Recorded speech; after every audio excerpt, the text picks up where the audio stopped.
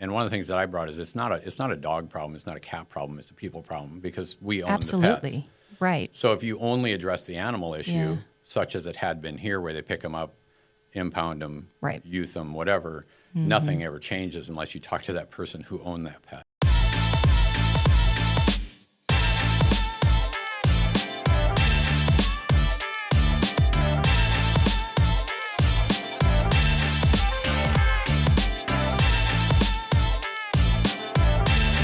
All right, listeners, we are back with a special episode, one-on-one, with our next guest. You're going to be really excited to hear from, I think, if you're a community member in Victoria.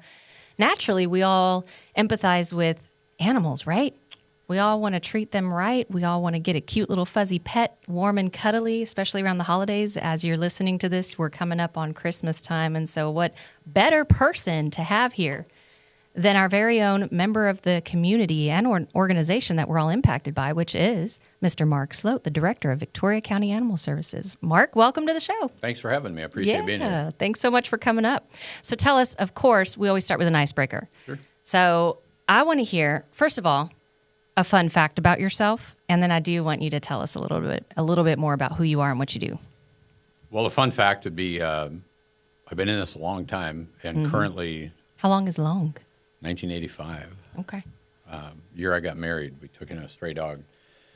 That started all this. But currently we live outside Yoakum, and my wife has decided, since we had land now, that she should start a pig rescue. So we have a Salt and Light pig and dog rescue. Oh, so that's we take awesome. in unhomed or unwanted house pigs, small pigs, FFA pigs. We have that's so cool. 56 pigs in our care right now, Yeah. and they all have names. Wow. Yeah. Y'all must have a good amount of space. Well, 56 pigs is plenty. Yeah. But no, it's we like pigs. It's funny. That's it's just awesome. something different. But yeah, we've been doing this a long time. That is so cool. Can I share a fun fact only because it's relevant to what Sure. you do? So actually, when I graduated high school, going into college, by the way, I went to Texas A&M. Whoop! I'm going to throw that in there any chance I can. Right. Gig and Mackey's. Anyway, I actually went for my freshman year to be a veterinarian. Wow. And pretty quickly after chemistry class, I said, yeah, maybe not. But, it was a good try. So we had 6 children, and our hope was one of them would be a veterinarian. Yeah. But I think they all realized that with my wife and I as parents, we would kill them. We'd break them of their ability to make any money. So none of my kids are veterinarians. Right. But I Yeah. wish. It's the money. I Well, it's the wish. amount of time, too, to Right. get into the industry and then the success rate. Anyway, all the things. So if you're a veterinarian out there, we appreciate you. We applaud you. So They have a wonderful Kudos. shelter vet program at Texas A&M. So in animal welfare do. in Texas, a lot of us, not me, but a lot of us are Aggies. So Yeah. there's not a lot of the Right. horn thing. Yeah. But we mostly- salute you mostly too, Aggies. guys. We salute Right. you guys too. But hey, if you're not a vet, obviously there's a great amount of things you can do to support animals, one of which is your role. Can you tell us a little bit more about what you do as director of Victoria County Animal Services? Yeah, so a couple of years ago, there was a fallout. There was some fallout locally Okay. about how a certain case was handled, and it kind of opened up some people's eyes to what was going on in animal control. And it's not that anything bad was going on in animal control in Victoria. It was Okay. just being run as a dog catching municipal intake. Complaints went to the commissioner's court, and Gary Burns, who I had never met prior to that, came up to Austin. He just kind of wanted to see what we did for animal control in Austin. And Austin was known as the largest municipal no-kill by mandate, which I highly don't recommend. But as animal control manager there, I had to figure out how does animal control work with a mandated no-kill facility. So we had to come up with a lot of different ways of doing animal control. And a lot of that's working with the public. Right. We became the biggest outreach arm of Austin Animal Services. So Mr. Burns came up and met with us just to kind of find out what we were doing, what kind of things we were doing to keep animals out, how we were handling investigations into dangerous dog cases and SBI cases, things like that. We're looking at that time we were running about 56 to 66,000 calls a year for service. Average animal control officer up there runs 20 calls a day. Here we run 20 a week. Wow. But through that meeting, he kept calling me and asking me questions. He's a very persistent man. And the nice thing about, he's done this year, so me talking good about him doesn't help my job any. But Sure.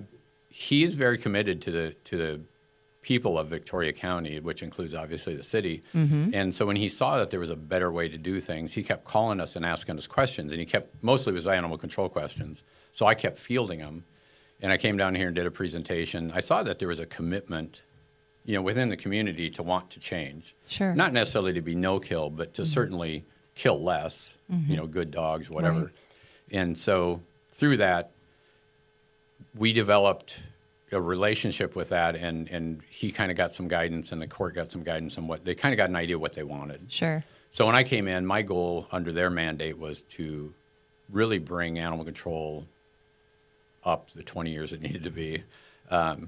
They were doing some things that just weren't, we haven't done an animal control in the bigger cities in a long time. So more like the engagement-based animal control, which is used nationally, that was coined in Austin. Right. So they wanted me to come in, bring a higher level of professionalism within the staff, definitely more efficiency, and just better serve the public, both the pets and the people. And one of the things that I brought is it's not a dog problem, it's not a cat problem, it's a people problem because we own the pets. Right. So if you only address the animal issue, Yeah. such as it had been here, where they pick them up, impound them, Right. youth them, whatever, nothing ever changes unless you talk to that person who owned that pet. Totally. So that was what we did in Austin, and I'd actually Yeah. done it previously in Minnesota. So I started in animal welfare in 1985. As I said, my wife came home with a stray dog. We lived in a rural area, and there was no animal control. Oh, wow. There was no anything. So the sheriff said we could keep it or kill it. Didn't matter. We ended up joining a little rural kitchen table, they call them Humane Society, and we housed the dogs for them for 15 years. Wow. Roughly. Don't quote me on the time, but it was a long time. Anyway, that eventually disbanded, and we started our own dog rescue. And so we ran that actually for 24 years, and we did contract animal control in Minnesota for 11 years, my wife and I. So I learned a lot of the animal control stuff, dealing with people and solving the problems in a rural area in Minnesota. It's pretty hard to catch dogs when they can run like the wind, and there's snow and stuff. So most of the time I'd follow them home, and then I'd talk to the owner, and that's where I had more luck doing that than catching a dog and impounding it. So we quite often had no dogs in the shelter just because I ran somebody home, and it was just easier, and then we didn't have to go back. So Right.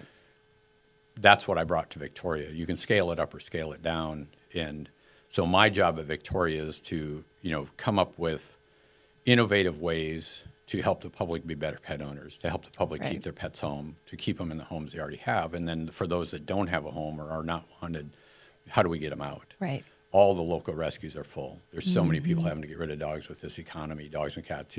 Dorothy O'Connor and Pet Adoption, Quero, Adopt a Pet here locally, they're all Right, full. right.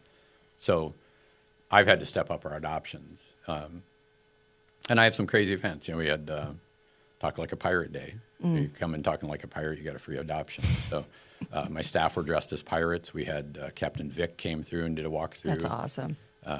We had Hawaiian Shirt Day. Bill Posey could have come in and got a free dog. He didn't show up. I just tried to do some fun events. For Thanksgiving, I had a pet turkey of mine there. His name's Jonathan. If you adopted a pet, or you could just come and pose with the turkey. I didn't care. But if you came dressed like a turkey, you got a free animal. Little did I know, there are people that have turkey outfits. Is that a thing? Apparently it is. Really? Yeah. So we do a lot of those funny events just to get attention. Right. And That's a good idea. Thanksgiving, we adopted out 17 dogs. Oh. I don't remember Talking Like a Pirate Day what it was, but so all of this is to bring attention to the plight of the animals and the plight of some of the owners, but it's also makes it a lot more fun doing what we're doing. Right. When they were killing 40, almost 50% of the animals, Yeah. there were officers that were really good at putting the needle in a leg of a dog, and they didn't want to be. Yeah. They don't want to have that skill. Right. Right. So when you don't have to kill 30 dogs in a day, Yeah. makes life better for everybody. Absolutely. We've taken it now to where if we do owner surrender euthanasias, if they're like injured by Right. for some reason or sickly and they can't afford to use a veterinarian, we will do an owner requested euthanasia. Now they can sit with the pet if they want. They didn't used to be able to. It was very cold. It was very transactional. So now if they want to be with the pet while we euthanize it, they certainly can be. And some people can, some can't. But we're trying to put a little bit more empathy and sympathy into it and a little bit kinder face on animal control. I always joke that we've never had control in the first place. So that's why we changed it to animal services, because we do provide Fantastic. services. Right. So Well, I my noticed role that. is coming up with all this goofy stuff and also managing a budget that's not big enough. Right. As well. Anyway, no No- comment no- because I think no we all community struggle budget with is that. big enough, Yeah. right. Which is why we talk a lot on this podcast about growing Victoria. Right. So I just had to plug that one. But I was going to ask you. So it sounds like a lot of what you're doing and a lot of this shift is really community engagement philosophy. Oh, 100%. And building on. Oh, that's so ironic because I was driving into work today knowing we had our filming. And so, of course, when I got here, I Google animal services, and I'm just looking throughout the state of Texas, just for like, what are the big trends? What does the big industry even look like? What are some general talking points we can have? And a lot of them you're already talking about, and I thought, wow, that is so great to know that whatever you guys are doing now is being brought to Victoria.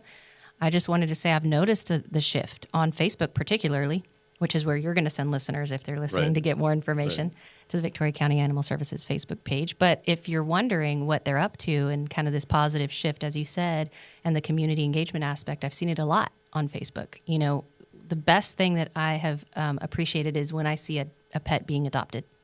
And you'll take a picture of the Right. the new pet owner, and it's like celebrating this act that most people don't see happening, but would love to see it. Right. So to make it visible, publicly visible to Victorians is a big deal.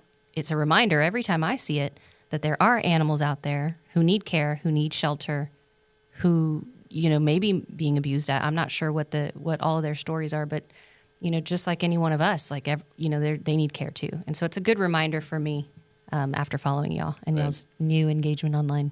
I do most of the Facebook posting, not all of it, but most of it. Mm-hmm. And my focus is always positive Yeah. as much as we can be. Yep. There's enough negativity in this world. We don't need any more. But Mm-hmm. I the agree. advantage of that is because I'm not crying wolf or the sky is falling. When, Right. Mm-hmm. when something is happening that we need help with, people are responsive. Right. There was a point earlier this year where we were full, beyond full. I have 30 kennels, and we have dogs on both sides of the kennels, so we can technically have Yeah. over 60 dogs there. And we were beyond capacity. But the problem is you walk the kennel, and they're all dogs I would take home. Mm-hmm. I'm not going to send dogs out there that are going to hurt people, kill livestock, Right. things like that. So when I have to walk the kennel and make a decision based strictly on time, who dies, is frustrating, especially coming from a city like Austin where it was mandatory no-kill 95% when I left. Right. But there you have the opposite problem. You have dogs that have been there so long, they're now crazy from being in a kennel for way too long. Yeah. They should have been euthanized humanely Right, and right. could not be because of city policy. So when I pointed that out, I said, I literally flippantly, out of irritation, as I walked out of the kennels, told one of my staff, please put a post up that we're full and things are going to die today at 4 o'clock. It was today or tomorrow, whatever. Yeah. And that was in Victoria? Yeah. Okay. And I believe we moved 30-some dogs that day. A guy from Cuero who I've never met, never personally met the guy, donated $1,700 to pay for all adoptions that Wow, day. really? Called me on the phone and said, tell me the bill tomorrow, I'll pay for all of them. Because our adoption fees That's are just awesome. our spay-neuter fee. Yeah. Whatever we have to pay to get them spayed or neutered. Right. Because the state requires us to do that. Sure. So again, because I'm usually always positive, Mm-hmm. when that super negative thing came out, people reacted quickly. Last fall when it was cold, we were going to hit, really chilly numbers. And I said, man, I want to get all these outside dogs out of here into foster just for a few days. 44 dogs in a few hours went out. Most of them came back, but not all of them. But that's okay. I didn't want them to stay out. I mean, I just needed help for the really cold because we had dogs in outside kennels that don't have heat. Yeah. So again, if you run a really positive, fact-based, I can tell you facts and data all day. It's boring, but if I make it fun, Yep. it's a little more interesting. And Right. I just posted our numbers yesterday for November, Right. and there's some negative stuff in there. There's euthanasias in there, but it's the honesty. It's what happens. But there's a whole bunch of positive. There's 31 dogs returned to their owners. There was 54 pets adopted in a month. So that's we always try to put the fun stuff. Yeah. We're our highest adoptions ever were in 2013. We did 395 adoptions. Wow. But again, that was back when they were killing a lot, and the local rescues were able to pull quite a bit. Now, with all the rescues being full, that finding live outcomes has fallen on us. And so we were going to celebrate 400 adoptions, the 400th. A couple of my staff mixed up the count, which I razz them about constantly. So what they thought was the 400th adoption we were supposed to give a prize to was actually like the 397th. Oh, And so I got irritated, and they said, I guess we'll have to go to 425. I'm like, no, we go to 500 now. oh, now you up the ante. So my adoption coordinator, her name's Amber, sweet lady. She was all for it. Like, I'll get 500 adoptions. Watch me. We are 10 away when I left. Really? From 500 As of what day? as of right now. We did one adoption What's so the far date today. today? It's the 6th. Tomorrow's Pearl Thank you. Harbor Day. So Yep. so we have until the 31st to get 10 more adoptions. We have a Christmas party with Santa, photos with Santa, the 19th, where we're going to have adoptions and foster event. And then we have a free 2-day brand new partnership with Petco Love, where we're partnering with a nationwide event for 2 days. We'll be open at the Victoria County Animal Services. We're not usually open weekends. I will be out there Saturday and Sunday, but I'm going to be alone Saturday. I can do it because it's free. I don't have to worry about trying to run the credit card machine that Right. I'm supposed to know how to run, but I don't. So Petco is sponsoring those. So every dog or cat that we adopt, they pay for, once we turn in our numbers. Yeah. So we'll have a free day event, 2 free days that day, those that weekend, plus the 19th we're having an event. So I'm pretty sure we're going to hit our 500 plus. Yeah. But the 500th adoption, we had a kind person come forward and give some gift cards for a local pet store. So they'll get some That is so swag cool. I for that love 500th that. adoption. Well, clearly, there's a Victoria community group, and honestly, throughout the community, who support animal care. And so that's exciting Yeah. to hear and reassuring too. I don't remember the exact numbers. I think when we talk about Facebook, I think when Uh-huh. I started, it was around, I want to say 1,500, maybe 2,000 followers, Okay. roughly. And again, Where are you at today? we're over 9,000. Wow. And I was just at an event in Austin where they said if you have 10% of your population, you're doing well. Yeah. Well, we're at about 90,000 people here, so Right. I'm just over 10%. That's awesome. But we're constantly asking people to follow and share. We've got a Right. QR code in the back of our trucks. You can follow us by just scanning that QR code.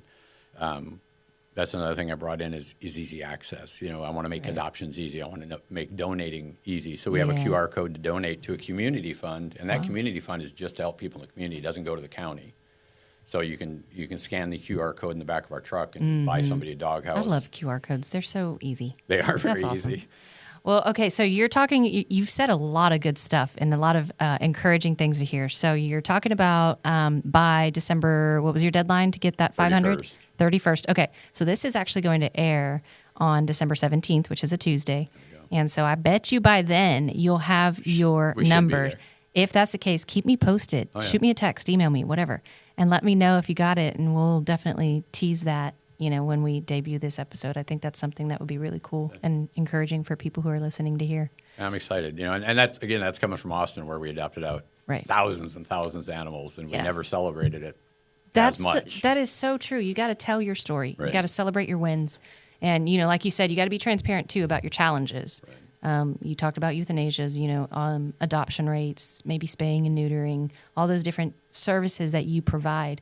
And putting that information out there. I think that's what a lot of organizations in Victoria are aspiring to do, one of which is, of course, the city of Victoria. We definitely value that. And hopefully through this podcast, you'll often see, too, whoever we talk to, the topics that we talk about, we are addressing those challenges, but we definitely also want to see the silver lining, the area of hope, and what we're working toward, too. So I was going to pitch it over to you and ask, and you might have already alluded to some of them, but what are some of the challenges you in your area, in your department, are facing in Victoria, and what can the residents do to help you overcome them? Sure. The biggest challenge in Victoria is loose dogs. Okay.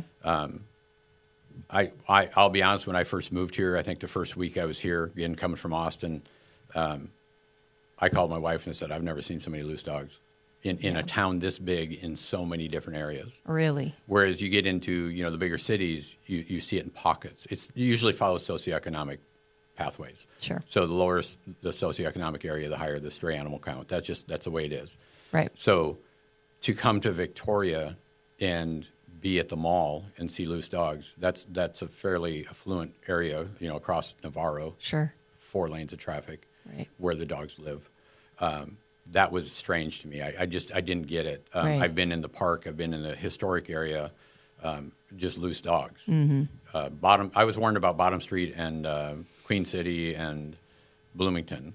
Yeah. But I'm driving around, I was seeing loose dogs everywhere. Everywhere. Well, I remember. Do you remember when I first got in contact with you? I mean, we hadn't even met face to face, and it was when you had first, taken the role. Maybe a few weeks later, I was at my big church here in Victoria, and we were at an event. It was one evening, and I said, "Y'all, there's this same. Y'all are telling me that there's, the same few stray dogs that travel in a group, and they're hanging around in the parking lot. Y'all haven't called animal services?" And so I said, "I know the guy. I'm going to try him." And sure enough, you, Mark, I just wanted to, give you a compliment here because I really appreciated that. You answered. Well, I texted you first, and then you called back right then and there, and you were like, "Here's what we can do, and here's what you need to know." And believe it or not, that area is often, experiencing loose dogs. Right. So it opened my eyes because I just, coming in new to the kind of profession, I guess, Sure. being introduced to the profession, thought this must be like a one-off. And you said, no, it's very common in that area. And now I'm finding out through lots of areas in Victoria. Right. Well, anyways, I just wanted to throw that out there. So I really appreciated that, your responsiveness there. Yeah, it's so that the problem. So part of the problem, the reason, in my opinion, been doing this a long time, is again we were the animal services were really good about catching dogs and taking them. Right. Staff that still work for me, I have 2 of the original officers from when I came, and they're awesome guys. They both got promoted. Congrats, guys. Joe Hernandez was on a special during Super Bowl. It Oh, nice. aired during Super Bowl last year on local TV, where it was safe streets and safe pets, and he can tell you that their direction at that time was if they picked up a dog in your front yard and you came in the house and said, "That's my dog." If it was in the truck, it was going to animal services. Oh, wow. You couldn't get it back. They would tell you to come out and bring your money, $75 impound fee, and whatever tickets you were getting. Right. So we know when you think about the socioeconomic impacts, especially the last 4 years, there's people that they don't know if they're going to pay rent. They're not going to come pay $75 to get their dog out. That's a good point. So we are better off to stop and say, "Man, I'd love to give your dog back. Do you know how he's getting out?" Right. And if the answer is like, "Out of what?" Now it's a conversation about why they need to stay on your property and why how the city chapter 4 it covers animals and whatnot, and they need to speak to that professionally. My expectation with my officers is that they are the subject matter expert at any scene they show up on if Right. it deals with animals. So understanding and knowing city code. If you can't quote it, read it to them. And if it was something where it escaped and maybe they live in a rental house and the fence isn't great, we can help them with that. Right. There are people in the community that will help us with fencing. If they just need something wired shut, we carry wire and some tools in the truck so we can fix it for them. Right. We're better off to keep that animal home in the home it already has than to take it and either euthanize it or try to find it a home. It costs money. Absolutely. It's about $75 just for me to Right. take in an animal. So when Right. I get $75 impound fee, nobody's making any money. Yeah. But if I can take that animal back home and never have to go back there again because we fixed the problem, Right. everybody wins. Yeah. And so that keeps the kennel open. It saves the county money. It's Benefits also everyone involved. the other thing is when we talk about Victoria growing, if you're the CEO of any company and you drive into a town and you see loose dogs like a third world country, are you going to be inspired to want to build here? Probably not. Right. Perception. It is. It's a negative perception. Yeah. So when you can get that under control and help people be better pet owners, you're going to win in the end. Right. There was one point in Austin, we ran about 87,000 calls for service one year. When I left, we ran 37,000 because we were good at what we did. Yeah. So we didn't want to have to keep going back. And again, that goes back to that outreach Yeah. and that community engagement. Right. So if I can spend, instead of 6 minutes on a call where you take it and ticket, to spend 13 minutes on a call where I have a conversation with you about your wonderful pet and actually show you that I actually like you and your pets, I Right, care about right. you and your pets, that's where the people problem stops. Right. Now we have a relationship with you, Yeah. and we can help you. Well, and the other part of it sounds like, too, it's the education component. They may not even know what the city code is. Right. They may have no idea. And their circles of influence, meaning who they hang around with, have no idea. They just know what they do. Right. And so that's huge that you are, first of all, instilling city code and training into your staff members, and then asking them to go out and be customer service centric. Right. And education is key in that. And there's a lot of nuance to it. You have to look at each situation. I'm a big fan of empowering my staff to make the right decision for the information they have in front of them. So it's not to say we're not picking up dogs. There are times where we definitely need to pick up the dog. Right. But again, helping people understand that their dog has value to them. Sometimes you can get so wound up in problems with life. Like when you ask somebody, like, how long have you had the dog? And they pause and start thinking about it, like, what's your favorite thing about that dog? Mm-hmm. And now you're connecting them back to, like, man, I used to pet him every night when I'd come home. And now I just walk by him on a cable and you yell at him for barking. It's a responsibility when you take on a pet. But when you can bring them back to why they got the dog in the first place or the cat, quite often it will change their behavior. Yeah. And it just for some people it's the only thing they have that they feel like they love or that loves them back. But for most people they never intended to get a dog to be a nuisance to them. Yeah. But it can end up that way. Sure. So life can get busy, but we try to bring them back to that reality. That's great. But again, that takes time, and you have to get past the dog catcher mentality. There are times where we absolutely have to be a dog catcher. Mm-hmm. But my staff, so just for instance, in Austin, they had 147 serious bodily injury cases the year I left. Mm-hmm. Those are bad. You have to be able to talk to somebody about their dog inflicting a very serious wound on somebody, and you're really, your first conversation needs to be, do you need help getting it to the vet to be euthanized? Yeah. Because this is not something you're going to be able to keep. Yeah.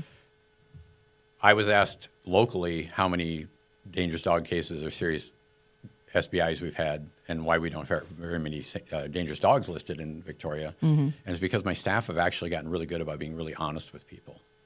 So again, I said we do owner requested euthanasias, and quite often if we have a bad bite, my staff are super straight up front with them in a kind way, but like, hey, look, here's some serious things you need to think about. Right. And we know statistically dogs that bite once will bite again. Right. We know that bite inhibition goes away. I mean, they can speak to all that, and again, that comes back to expecting them to be the subject matter expert, not just a dog catcher. Mm-hmm. So we don't have a lot of dangerous dogs in Victoria that we have to check on because we help people make a tough adult decision, and my staff are getting really good at it. Yeah. And not to be mean, just because it's just the right thing to do quite often. If they can manage something, whatever, they can do it. But those are the kind of things the general public doesn't know we deal with that stuff. Right. And when you see, last week they went to a house that somebody had moved out and left the dog there in the backyard, and the dog got hung up on the fence, and 2 weeks later somebody found it.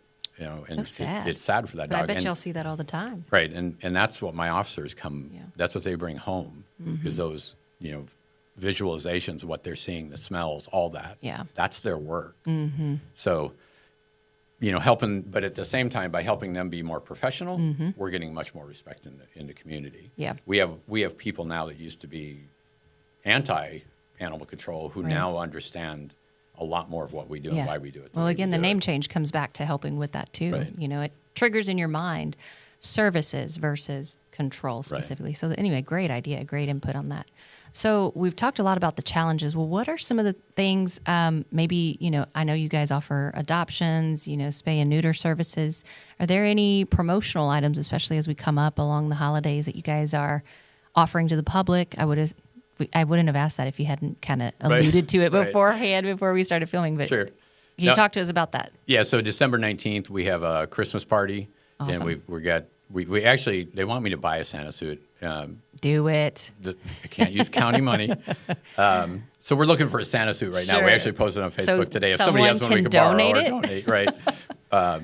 We have one of our ACOs is willing to dress up like Santa. He's done it in the past, and so we're going to have a photo shoot with Santa. You can bring your pet or your kids or both, your spouse, whatever, if you want to get a picture with Santa. And then we're doing half-price adoptions. Okay. And also foster. If somebody wants to just foster a dog for the holidays, it's nice to get them out of the kennel, get them. Right. Foster helps us a lot understanding more about the behavior of the dog that we might not know. Mm-hmm. And I'm a huge fan of fosters that never come back. Right. There was kind of a negative thing in the animal welfare industry called a foster failure, and I don't look at anybody that keeps their foster dog as a failure. I think it's a success. So that's also why we offer short-term foster. It's kind of a test ride, see if it works for you. If it doesn't, great, bring it back. No harm, no foul. We know more about the dog. Do you have to have any, what is the word, like criteria to have met? Just sign up on our foster form. It's basically, relieving us of all liability should anything bad happen with that dog. That's pretty much what it is. But it's everybody. We've most of the people that have fostered for us, the short-term fosters a lot of them end up being adoptions. Yeah. But even the long-term fosters, we have quite a few now. We have. I had an agreement with Best Friends when we first started. We didn't have a foster program, so they helped us start one, which doesn't seem like it's that big a deal. But getting the legalese stuff done, medical stuff figured out, and all the rules and all that. Why reinvent the wheel if somebody else knows how to do it? Right. So generally we have about 35 to 40, mostly dogs in foster at any given time. There are cats. I love to foster kittens and moms out because they get sick in our environment. No matter how good we are, kittens are not good in shelter. We need to get them into fosters. And then puppies we like to foster out too. And we give all the vaccinations. So, if somebody's got a litter of puppies at their house, we come by in a week and give them parvo distemper vaccination. Awesome. Then we come by 2 weeks later and give them another one. They don't have to bring them in if they don't want to. So we try to be really, helpful with our fosters. We provide food for them that's donated. We don't provide county food. We can because they're technically still our dogs, but generally a lot of people don't even ask for it. They're just like, no, we'll feed take them. it. Right. Yeah. They're helping. There you go. So the 19th is a foster and adoption event, half price, pictures with Santa. And then the 21st and 22nd is Saturday and Sunday. We're partnered with Petco Love, even though we don't have Petco here. Petco Love is sponsoring all the adoptions both days. So for the public, it's free. And then we'll get money on the end. I don't know what they're paying. I don't remember. I didn't listen to the meeting. But they'll pay us something. Yeah. So the nice thing with that is when you get a Petco Love dog, there's a coupon code. You can order stuff online from Petco. So even though we don't have a Petco here, you can still get a percentage off. Get it off. online. Yeah. Sure. And then we're always at PetSmart on the weekends. I just got another tentative approval of another grant for PetSmart. So we currently have a grant-funded position that's there every Saturday and Sunday. She spends Thursday and Friday just getting ready for Saturday and Sunday. So she's a full-time staff. Oh, wow. And that paid for a year of her salary. And so now we just got that same thing done again. Right. So we're always at PetSmart. I think the year I came, we did like 25 or 30 adoptions at PetSmart. This year, we are leading the Rio Grande Valley group of PetSmarts with the highest percentage of increase. We've done, I think, 160 roughly adoptions at PetSmart in Victoria. Wow. PetSmart in Victoria has been super awesome. Great store people. Store leads have been wonderful. Yep. They give us the whole shopping corral area. We move the shopping carts out and we set up in there Saturday No, they're and Sunday. great. I mean, every time we go in for our pets, well, you know what? Fun fact I need to ask you about. But when we go in, we're usually, seeing those cute little kittens. I'm a cat lover. I love dogs too. But just saying, I'm one of those who does have cats for sure. And so I'm always tempted, because we have a decent amount in our backyard. And I think, man, I should bring on some of those. So anyway, as you're talking about fostering, it's definitely ringing a bell in even my mind. So I hope through this conversation it might ring the thought in whoever's listening as well. So my fun fact was going to be, do you have any pets? I do. And you already talked a little bit about the pigs that you guys started off with. But what about right now, and what does that look like? I've got dogs. I'm definitely more dog-oriented. But we live on a farm, so we have cats in the barn. Yeah. They're they all just super kind of come with the territory, don't they? Yeah. Well, and, if I get a kind of spicy cat at Victoria County Animal Services, maybe it's not going to be a great pet. Yeah. But there's no reason to use it. They used to euthanize. They used to take in. Oh, my gosh. Yeah, they had huge cages. They would euthanize 15, 20 cats at a time just because they were feral. Yeah. So if we get a cat in, we don't go around picking up cats. City of Victoria allows cats to be running loose as long as they're spayed or neutered. It's hard to tell if they're spayed or neutered from the road. Yeah. But, grandma dies or somebody moves, they leave a cat behind, whatever, we'll take it. But sometimes you get spicy ones. They're just not super, ready to be. They're not necessarily a house cat. So they've worked out really well in my barn. I've got a beautiful old turn-of-the-century barn built in 1901, I think. Oh, nice. And so it's that classic Texas barn with a nice loft, and the cats love it in there. Some of them I can pet, a lot of them I can't, but they're always there. I bet they keep out the rats and the snakes. Yeah, there's nothing in there. Oh, yeah. So, but no, I have cats and of course the pigs, and we have some of the pigs in the rescue are actually ours that we've collected. And then I have dogs. I have a lot of dogs. I like dogs. So, and my wife loves dogs, and she delivers mail in a small town that has no animal control. So any Yeah. dogs that aren't owned there come to our house. Love but, it. we've had a lot of different things. Yeah. I also have horses and goats. Oh, that's awesome. Chickens and and in another turkeys. life, I will have horses. No, I'm just kidding. But we have 2 dogs and 2 cats. So love them. Perfect They keep balance. us busy with our 2 kids on top of that. Right. Like, that's just a lot. But we're loving it. One of the ones that I was going to ask you about was I was reading up on animal care in general and in the state of Texas and animal shelters. And some of them have, all kinds of animals, all kinds of types that they service. And so I was going to ask you one last question, which is there anything beyond cats and dogs that you guys provide services for or that you see come into your area? Sure.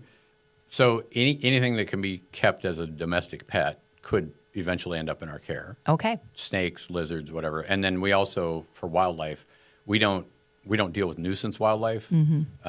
I stopped that when I first came. We were spending a lot of time on traps that weren't ours and Sure. whatever. So we don't trap and translocate wildlife.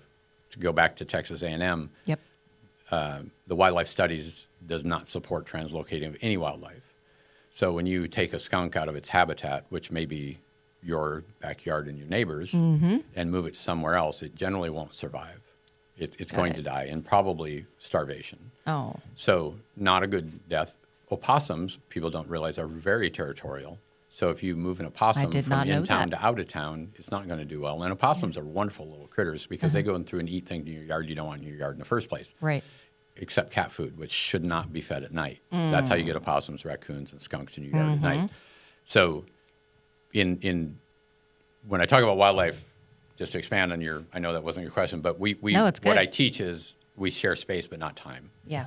So we have skunks in Victoria that have tested positive for rabies. Luckily, Yep. it I hasn't remember. been too What many. was that, like a year ago? We had some this Yeah. year too. Oh, well. North of town, north part of town. But again, it's one of those things. If you have skunks in your yards, if you got a shed and they can get under it, they're going to go under it. That's where they like to live. So they're in your yard if they're not passing through, they're there because there's food or there's shelter. Yep. So if you deny them of those things, they will leave because they need to live. Fun fact, within city limits, if you are feeding loose animals, including cats or whatever, it becomes your pet after 3 days.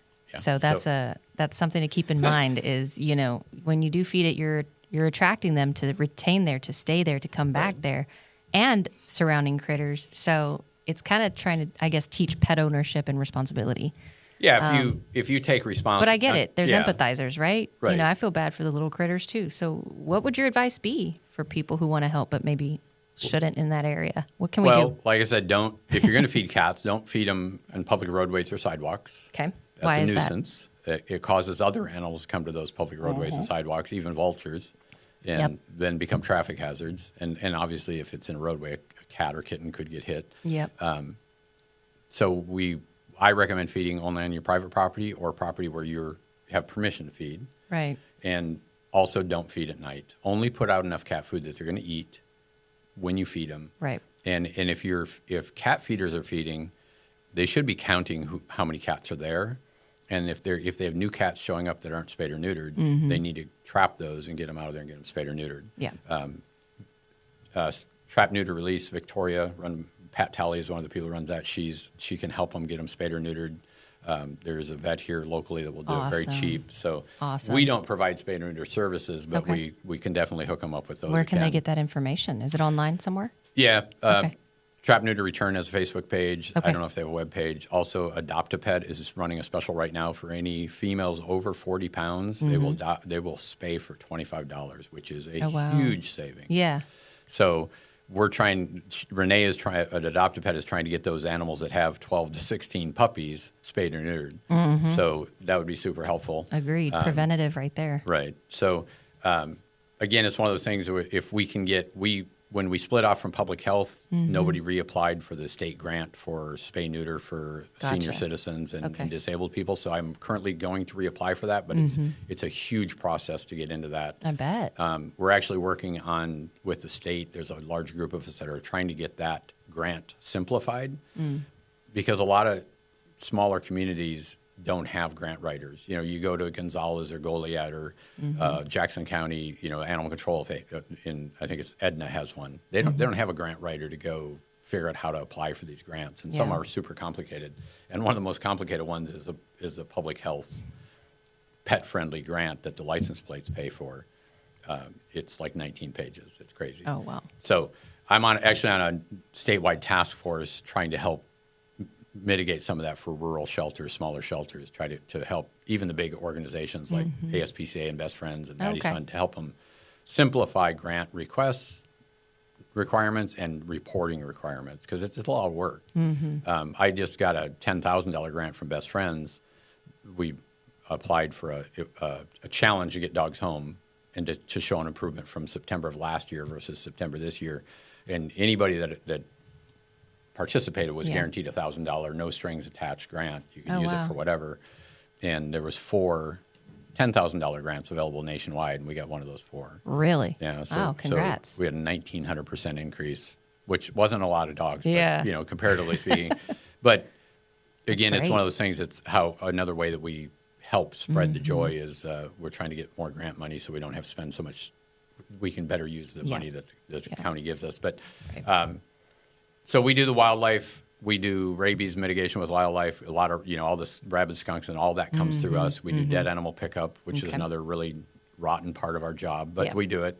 And then any livestock in town, chickens, FFA, 4-H stuff, when somebody complains that the neighbor's got goats in the backyard, we're the ones that go up and make sure that they're FFA or 4-H and that they're compliant with the setbacks.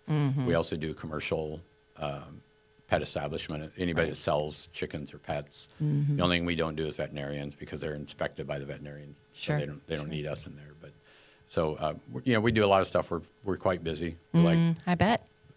We have fun every day. But you enjoy it. Oh, we do. You guys have a great big responsibility, a great big calling. So I appreciate everything that you guys do, and your staff and all the communities really who are listening and who are just supportive and who help you guys out. So I guess the last question for you, Mr. Mark, is there anything else you would want our community to know about related to Victoria County Animal Services that they can do? Like they might be able to take a little bit more responsibility in.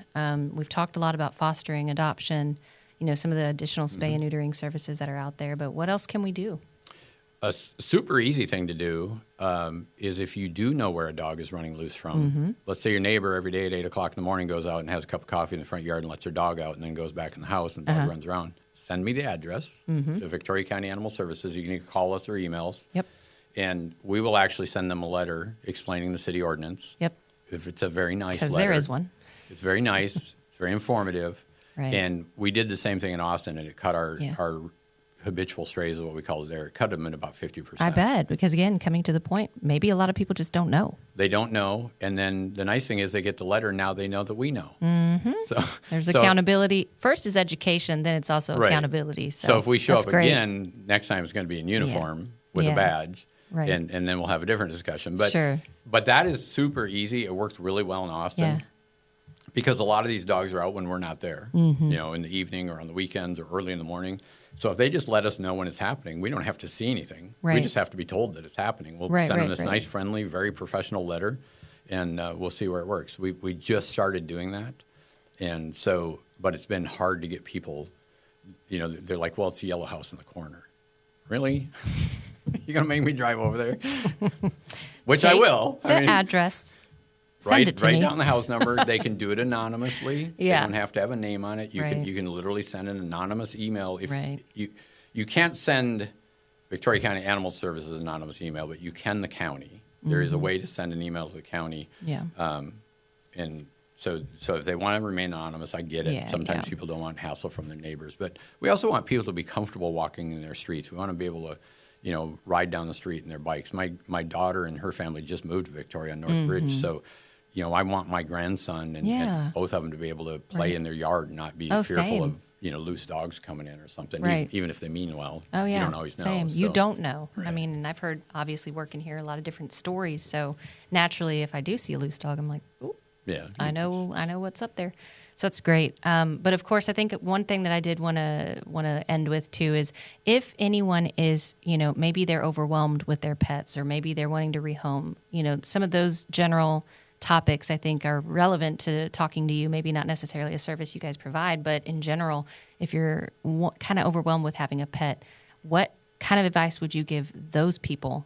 Especially as we're coming around the holiday season, because one of the things that staff and I were talking about as we were gearing up for your episode was people just think that they're going to, on a whim, get excited to adopt an animal. But there's, as we've talked about, and we're concluding this episode, there's so much responsibility that comes with that. It's not as easy as just, let me catch this cute little puppy and then just give him to my son. Or, Right. What does that look like for people who maybe we should remind them of that responsibility at the end of the day, but also what does it look like for people maybe who ended up doing that later on, didn't think about the responsibility, and now are overwhelmed and don't know what to do with the animal? Well, we have a rehoming link on our Facebook page. Oh, okay. So I didn't know that. That's Yeah. great. There's I don't know how well it works because I can't see it. There is a pay I'll to test play. it out. Right. There is a play to pay one that we used in Austin where I used to work, where we had a dashboard and we could see it. Right. But so there are a lot of rehoming, websites. There's rehoming things on Facebook. But I will tell you, when you see a dog on the street, for the most part, they're owned. They're not lost. Dogs don't actually usually get lost. Right. We know statistically through various studies that have been done, dogs have been taken further than 10 miles out and found their way home. In Austin, we put dogs on a long line and walked them home. From where they said they were found, we walked them home. I have a ton of data from all over the country that says dogs are generally picked up by Good Samaritans right in front of where they live, 40% of the time. So most of the time, if you see a dog, it's close to home. Now, the longer they're out, the further they'll run. But so before you pick up a dog, see if you can follow it home. Make it uncomfortable. Don't call it. Maybe tell it to go home and see what happens. But if you are to the place where you've taken in a dog, we literally just had a guy in yesterday. He's like, I found this dog 3 months ago, and now I can't keep it. Like, well, you should have thought about that 3 months ago. Yeah. And yeah. where was the owner 3 months ago? Probably looking for their dog. Yeah. So I can't push Petco Love Lost enough. It's got facial recognition software. And so if they post the dog on any kind of Facebook group or Nextdoor or Ring, Petco Love can see it. It has facial recognition for dogs, or if it comes into our care. That's Anybody that's a partner with Petco. Yeah. So that's becoming our go-to lost and found pet thing. But if you're overwhelmed and you can't take the dog, you can't find anybody to take it, we're going to do what's in the best interest of the dog. Right. The problem is some days we're full. Yep. So if I have to kill dogs to make room for a dog, that's a conversation we will have. It's not a threat. Right. It's just we need them to understand animal control should be the last resort, not the first resort. Right. And unfortunately for a lot of people, we're their first resort is easy. I would rather have them have to, go through some things. But we also help with food. Like I said, we have some wonderful groups here in town, some retailers that give us food on a regular basis. And so the trucks always have dog or cat food in them. Right. We don't always have cat litter, but sometimes we do. We had a guy bought a whole bunch of cat litter boxes at an auction. He called me, he says, Mark, do you want them? I'm Oh, like, wow. absolutely. Yes. You adopt a cat from me, you get a litter box. And Can you do think this about for me? right, a litter box is $40. Yeah. So why Adds not up give them a real litter quick. box? So if we can help with something like that, or if we can get a tether, Right. we get sometimes we get people who need to surrender because of a medical issue with a dog.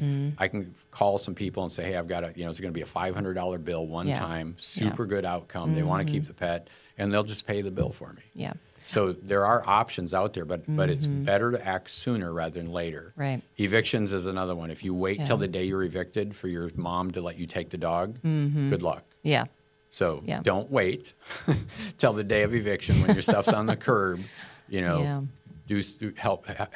Call us to help us first. Right. The constables here are really good too. They Yeah. they let us know when there's evictions with pets. That's great. Not something they used to do. Yeah. And so they're really helpful that way, so we don't have left behind. And at the end of the day, again, it's the reason I asked the question was to be preventative. So if people are thinking first as we get to the holidays about adopting or, just picking up a pet, I don't know, maybe thinking about buying one.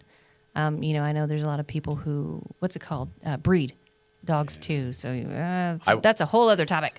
But I know it's out there. I know people are just kind of consumers of that. Right. And so, just because of the spirit of the holidays or whatever, really, your children or yourself might be needing. So think about the responsibilities. We don't ever want to get to the area where you are overwhelmed, right? Right. And where you do think about rehoming and you, again, should be the last resort in that area. And so that was my main message that I wanted to share. Yeah. When parents adopt, if you've got 10, 12 to 18-year-old kids, don't expect those kids to take care of it.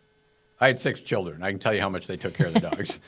And so I think if the parents go into it with that idea that it's going to be the kid's dog, but the parent is the responsible person, it'll be fine. Mm-hmm. But if they're thinking those kids are going to be responsible for it, think again. Right. Let's. I mean, it's no offense to anyone's children at all. It's just the way we are. Kind of what happens. Right. I wasn't any different when I was a kid. So. Well, Mark, I just wanted to say thank you so much for your time. Thanks for all that you guys do for our community. And I hope that our listeners were able to glean some wisdom, some insight on what you guys do, but also what we can do as a community to support that animal care effort that really is a shared ownership. So I really appreciate that. Absolutely. Happy to be here. Yeah. Thank you. And again, guys, I hope you stay listening, subscribe, follow, like, all the things of our program. And we'll plan to talk to you next time. Have a good one. Hey guys, thanks for listening to today's episode. Every new episode debuts every other Tuesday, so make sure to follow us, like us, subscribe on YouTube and Spotify, and we'll talk to you next time. Thanks.